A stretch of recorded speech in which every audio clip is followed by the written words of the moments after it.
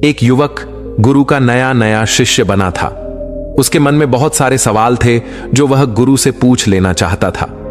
एक दिन वह गुरु के पास आया और उसने कहा, गुरुदेव, मैंने देखा है पहले लोग आपस में बहुत प्रेम करते हैं, फिर धीरे धीरे उनमें झगड़े होते हैं, लड़ाई होती है और एक दूसरे को वह भला बुरा कहने लगते हैं। फिर रिश्ते टूट जाते हैं और प्रेम नफरत में बदल जाता है। ऐसा क्यों होता है? गुरु ने कहा, यह जानने के लिए तुम्हें मेरे साथ चलना होगा। गुरु शिष्य को लेकर एक गांव में पहुंचे। वहां एक घर के द्वार को उन्होंने खटखटाया। भीतर से एक व्यक्ति बाहर आया। उसने गुरु को प्रणाम किया और कहा, गुरुदेव, मैं आपकी किस प्रकार सेवा कर सकता हूं? गुरु ने उस व्यक्ति से कहा, क्या तुम्हारी पत्नी के साथ विवाद समाप्त हो गया? क्या अब तुम खुश हो? उस व्यक्ति ने कहा, मैंने गलती की। गुरुदेव, उस औरत से शादी करके वह बिल्कुल भी अच्छी नहीं है। वह मेरा और मेरे परिवार का ख्याल नहीं रखती। वह हमेशा अकड़ कर बात करती है। वह हमेशा गुस्से में रहती है। उसने कभी मेरी कोई बात मानी ही नहीं। वह बिल्कुल भी अच्छी नहीं है। ईश्वर ने मेरे भाग्य में इतनी बुरी पत्नी लिख दी। अब वह मुझे छोड़कर घर चली गई है और अब मैं चाहता हूं कि वह वहीं रहे और कभी मेरे जीवन में ना आए। गुरु ने अपने शिष्य से कहा, देखा तुमने, यही मनुष्य का स्वभाव है। हर मनुष्य के अंदर अच्छाई और बुराई दोनों होती है, परंतु मनुष्य केवल बुराई को ही याद रखता है, अच्छाई को नहीं। और जब वह किसी की बुराई करने पर आता है तो वह शुरू से लेकर आखिर तक सब कुछ बुरा ही देखता है और बोलता है। और जब वह अपने मन में सब कुछ बुरा ही बैठा लेता है, तब वह यह आशा करता है कि इसके जीवन में सब अच्छा हो। बुराई से जीवन में अच्छाई कैसे पनप सकती है? अच्छाई लाने के लिए, जीवन में सुख और शांति लाने के लिए हमें अच्छाई को तो देखना ही होगा। पर यह काम कोई नहीं करता, क्योंकि ऐसा करने से मनुष्य के अहंकार को चोट पहुंचती है और वह अपने अहंकार से गिरना नहीं चाहता। उस व्यक्ति ने कहा, गुरुदेव, आप यह क्या कह रहे हैं? अगर कोई बुरा है तो उसमें बुराई तो दिखाई देगी ही। मेरी पत्नी बुरी है तो मैं उसमें बुराई ही देखूंगा।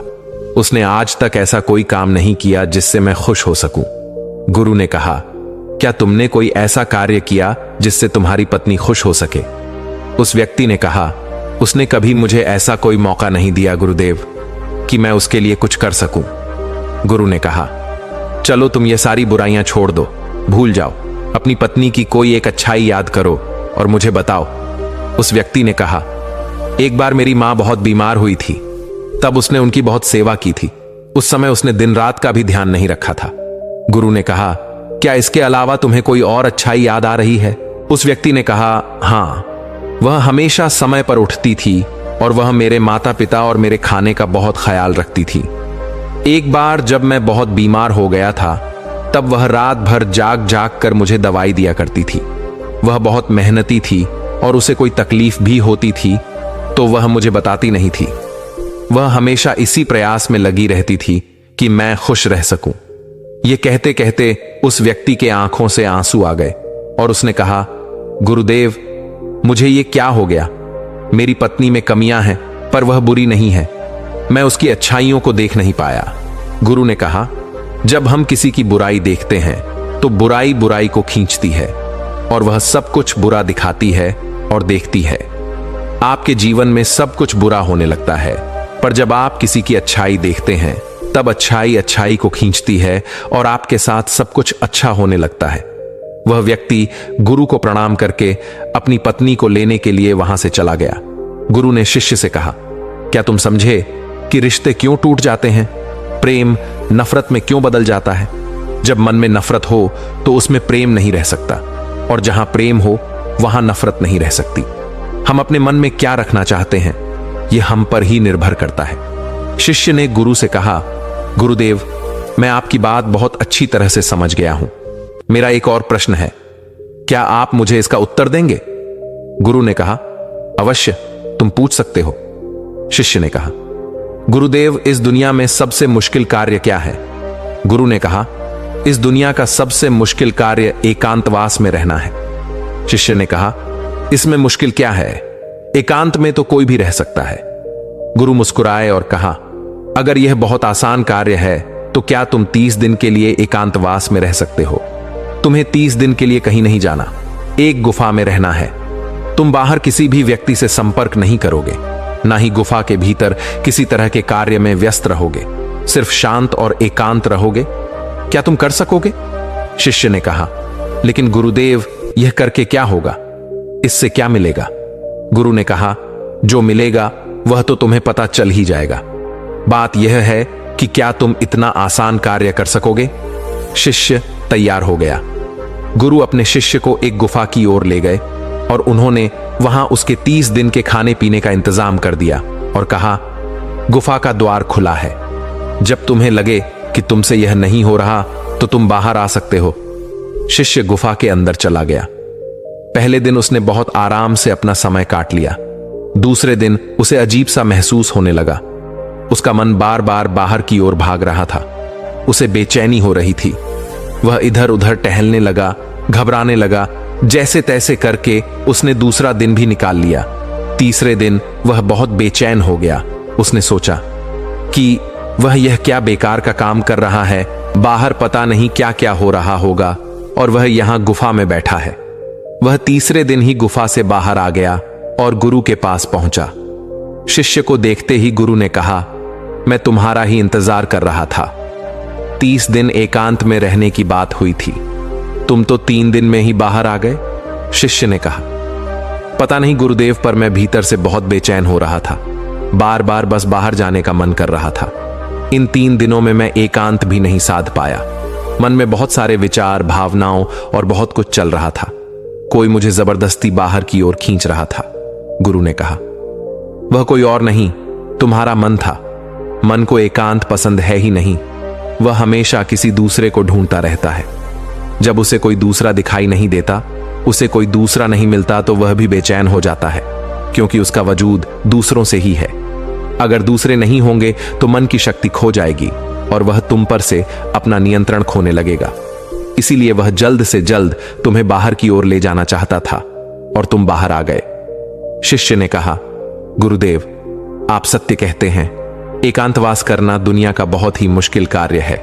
गुरु ने कहा, तुमने यह नहीं पूछा कि इस दुनिया का सबसे आसान कार्य क्या है?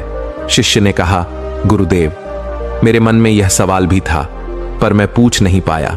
गुरु ने कहा, इस दुनिया का सबसे मुश्किल कार्य एकांतवास है, तो इस दुनिया का सबसे आसान कार्य भी एकांतवास ही है। शिष्य ने कहा, आप यह क्या कह रहे हैं गुरुदेव? मैं कुछ समझ नहीं पा रहा। गुरु ने कहा, एकांतवास हमारा स्वभाव है। हम अपने स्वभाव से दूर हो गए हैं। मन के बनाए जाल में हम हमेशा किसी दूसरे को ही ढूंढते रहते हैं और अपने एकांत को खो बैठते हैं। एकांत को साधना नहीं पड़ता, बल्कि वही हमारा स्वभाव है। शिष्य ने कहा, अगर एकांत हमारा स्वभाव है और यह बहुत आसान है, तो मैं क्यों 3 दिन में ही उस गुफा से बाहर आ गया? क्यों मुझे वहां रहना इतना मुश्किल लगा? क्यों मैं वहां भी बेचैन हो गया?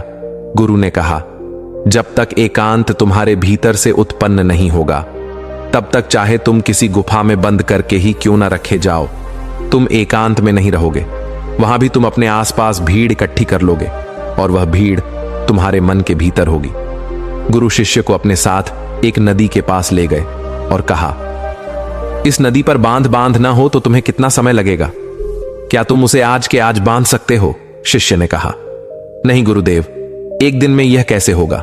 2 दिन, 3 दिन या 4 दिन में भी नहीं होगा। इसमें तो बहुत समय लगेगा। धीरे धीरे बांध की तैयारी होगी।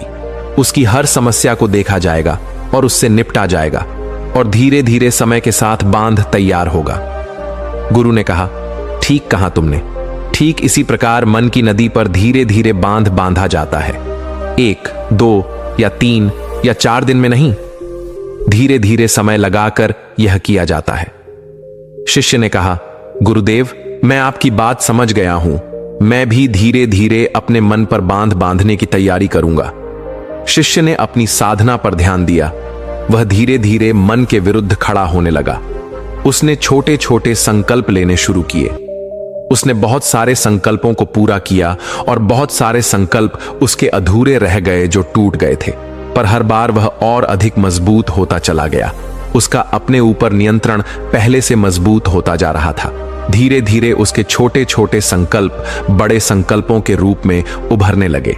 फिर एक दिन उसने संकल्प लिया और वह उस गुफा के भीतर चला गया। 30 दिन वह उस गुफा से बाहर नहीं आया। जब 30 दिन गुजर गए तो गुरु को अपने शिष्य की चिंता हुई और वह गुफा के भीतर चले गए। उन्होंने देखा कि उनका शिष्य बिल्कुल शांत होकर एक स्थान पर ध्यान में बैठा हुआ है। गुरु को देखते ही शिष्य खड़ा हो गया और उन्हें प्रणाम कर कहा, गुरुदेव, आप सत्य कहते थे। एकांतवास करना बहुत ही आसान कार्य है। एकांत ही हमारा स्वभाव है और यही हमारी प्रकृति है। इसके लिए कुछ भी करना नहीं होता। यह है, बस हमें दिखाई नहीं देता। शिष्य गुरु के साथ उस गुफा से बाहर आ गए। अब आप सोच रहे होंगे कि इस एकांतवास की कहानी का मतलब क्या है। वास्तव में एकांत वह चीज है जो आपको सत्य दिखाता है, जो आपको शांति दिखाता है। आप अपने जीवन में बहुत छोटी छोटी चीजों में उलझे रहते हैं, जो इतनी मामूली है कि जिनके होने या ना होने से कोई फर्क नहीं पड़ता, पर आपके जीवन में वह बहुत मायने रखती है और आपका जीवन उनके चारों ओर घूमता रहता है। आप वहीं के वहीं भटकते रहते हैं। इस दुनिया में कोई नहीं बचा, चाहे कोई कितना भी बढ़ाओ व्यक्ति क्यों ना हो, कितनी भी अकड़ के साथ क्यों ना खड़ा हो, सब मिट्टी में मिल गए हैं। राजा हो, भिखारी हो, शक्तिशाली हो या कमजोर साधु हो या संत हो, कोई भी हो, किसी की अकड़ बाकी नहीं रही। जिन छोटी मोटी चीजों के लिए आज आप इतना लड़ते झगड़ते रहते हैं, क्या करोगे? इन सब चीजों का कुछ पल ही लगते हैं शरीर को मिट्टी बनने में और तुम ऐसे लड़ रहे हो जैसे कि तुम हमेशा यहीं रहने वाले हो। कुछ समय मिला है, बहुत कीमती है, उपयोग कर लो, कुछ सीख लो, कुछ जान लो, कुछ तो जीवन जी लो। सब कुछ जानते हुए भी हम कुछ नहीं जानते। बस यही हमारी विडंबना है और यही हमारी बेहोशी है और इसी से बाहर निकलने का नाम जागरण है और जागृति है और होश है और बुद्धत्व भी है। दोस्तों, इस कहानी से आपने क्या समझा? अपने विचारों को, अपने भावनाओं को एक कमेंट के माध्यम से जरूर बताएं। क्या पता आपके एक कमेंट से किसी का जीवन बदल जाए।